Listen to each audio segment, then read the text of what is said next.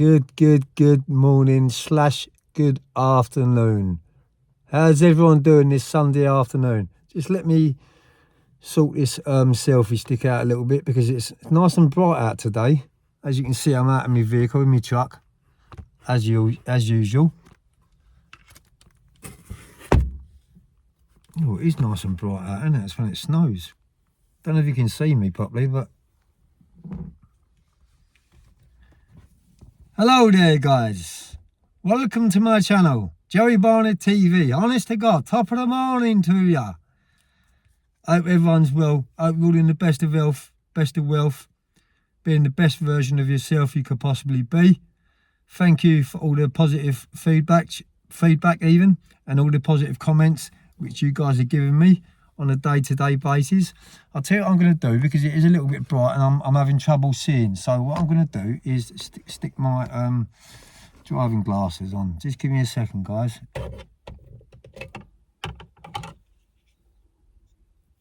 Good old Mountain Warehouse ones. We can't be too bad, can we? In January and the sun's out, so it just goes to show you what this year's going to be. Anyway, guys, that's a little bit better. I can see now. Pull my sun visor down. Now it's too dark. Now it's nice and bright. But yeah, anyway, guys, onwards and upwards we go. So, what I want to have a little chat with you about is HMP send. Now, God, I'm having trouble shooting this video. Well, it's so bright. I don't really like doing videos with glasses on, because you can't really, I like to see people's eyes, because in people's eyes you can see feelings. You can see quite a lot behind people's eyes. You really can. And if I watch someone else's podcast and I see they've got a pair of glasses on, I automatically think that it's something ain't quite sitting right with me. So that's why I don't like wearing glasses when I'm doing my videos. But sometimes you've got to, well, especially when you're driving. But as you can see, I'm not driving, I'm stationary at the minute. Big shout out to you, Howard, up there in Scotland, in the Highlands. Been talking to him over the last few days, and yeah, he's been snowed in, literally snowed in, because the nearest shop or town centre from him is about 15 miles.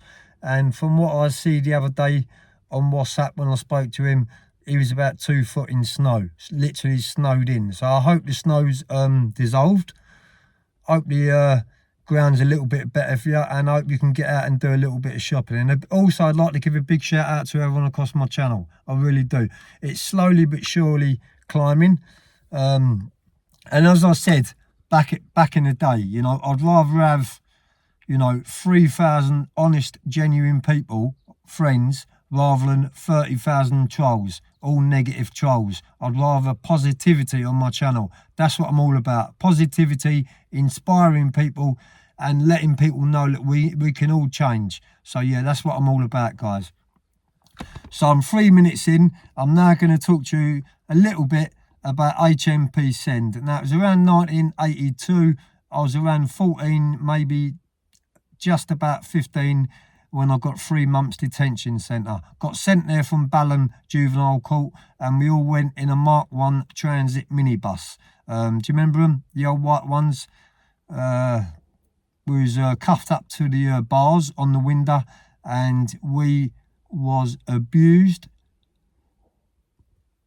When I say abused, I mean, you know, mentally abused. We was bullied all the way there. And that was just to let us know what it was going to be like at reception, what the prison was going to be like. I think that's what they set out to do initially, was to frighten the life out of people, and that's why they called it a short, sharp shock, and it certainly was that.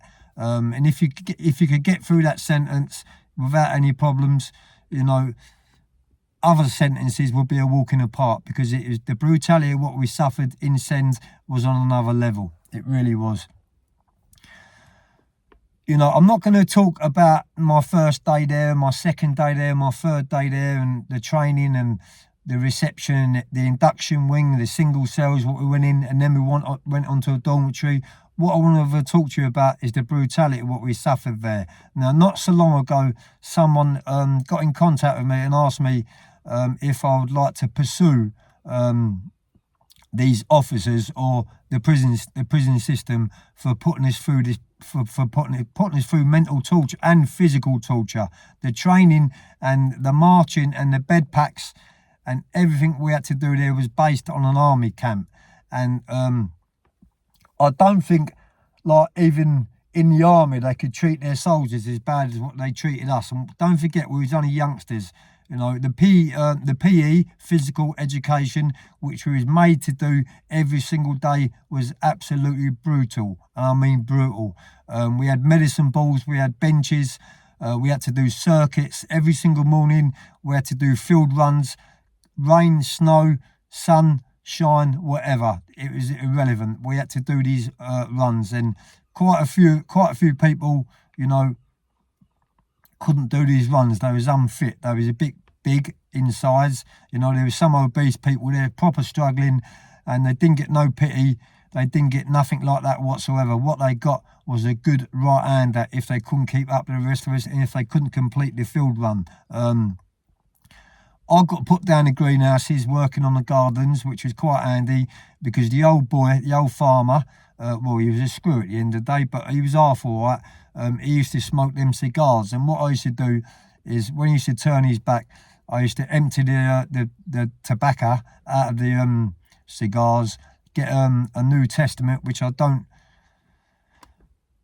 like talking about really, but you know, it's the truth. What we used to do, we used to get the old New Testament, rip a bit of the Bible out, and put the cigar tobacco inside it and make a roll up. And we used to use the sticky bit of the envelope to make the roll up. And a lot of us had clipper lighters, but not the actual lighter. We just had the wheel and the flint out of the lighter, and we used to like knock a hole in a piece of, like, a little block of wood, put the wheel in, and just give it one of them, and we used to use a moped for the ember, and it used to work all the time, and I still believe they use that today.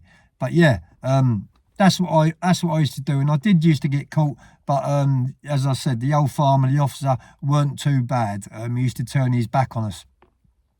But I'll tell you something now, the brutality of what we suffered in that place, when I think about it now, you know, it's given me PTSD. Although, you know, I did benefit from doing the DC, because, you know, I come out of there fighting fit, you know, and if you went in there unfit, you sure would come out fit. And that was a promise. That was a dead cert. From there, I went to Hasler Detention Centre. Then I done Aldington, so I done all the 3 DCs. But yeah, the brutality of what we suffered on a day-to-day basis was on another level. We was beaten up. There was a corridor called the M1, and it was up, I don't know, maybe 3/4 of a mile long. And I was made to scrub that with a little wooden scrubbing brush, and some carbolic soap, what they used to make us scrub the floor with. And every time an officer or a screw walked past us, we had to say, "Excuse me, sir, stand up to attention." And if we didn't do that, we was dragged up off the floor and given a right-hander. We had inspections every weekend where we had to stand out on the parade with all of our best clothes on, stand to attention, stand at ease. We was made to march, so I can still march today. That's one good thing I took out of it. I learnt how to march. All of our clothes had to be boxed off, and what we used to do was, beside our bed we had a little small locker, and we used to fold all our clothes up in the small locker, and slam them up, push them up against the front of it, so it was all squared, boxed off.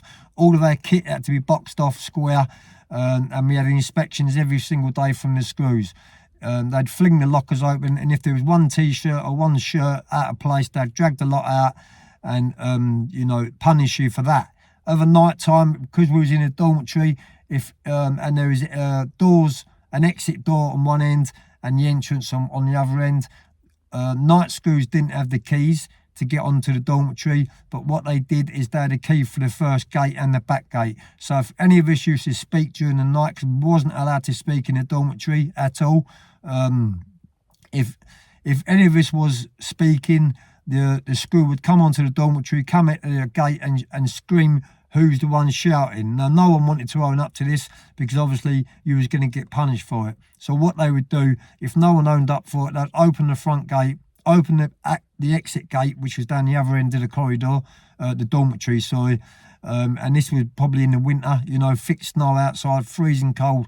We was all dragged out, made to get out of our bed, not dragged out, was made to get out of our bed, stand at the edge of our bed at attention. And sometimes we was made to stand there all night long, literally all night long, no sleep whatsoever.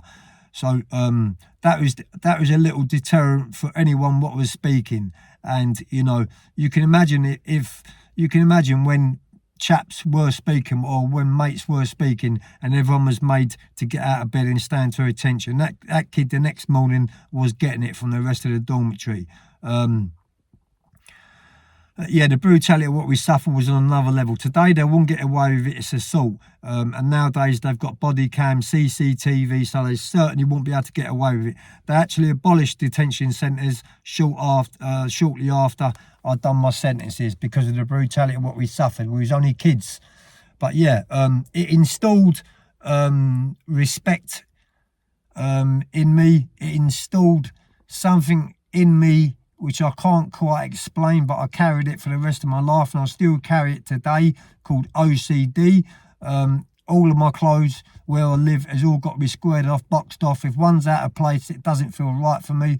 That's installed OCD in me.